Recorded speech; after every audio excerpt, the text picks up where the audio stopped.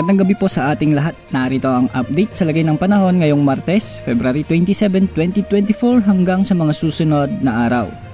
Sa ngayon, base sa latest satellite images, makikita natin na may mga kumpol ng kaulapan sa bahagi ng Mindanao, partikular na sa bahagi ng Davao Region at Soc-Sargen na siyang magdadala ng bahagyang maulang panahon sa lugar dito.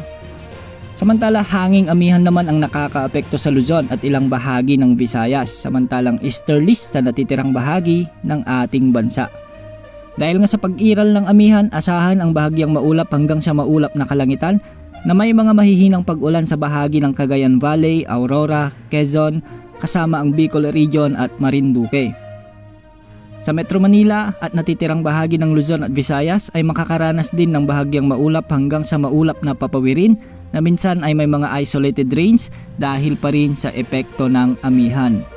Sa natitirang bahagi naman ng Mindanao ay asahan ng mga mahinang pag-ulan sa hapon o gabi dahil naman sa mga localized thunderstorms. Samantala, asahan na magiging maulan sa silangang bahagi ng bansa sa mga susunod na araw dahil sa epekto ng isang tropical wave.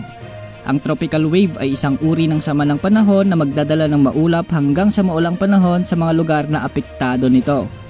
Hindi naman ito lumalakas bilang low pressure area o bagyo, ngunit magdadala pa rin ito ng mahangin at maulang panahon lalo na sa silangang bahagi ng Pilipinas.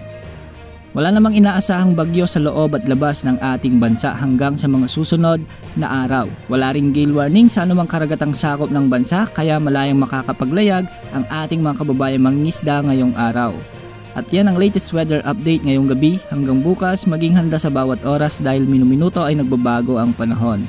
Ito po ang weather update ng bayan, maasahan anumang panahon.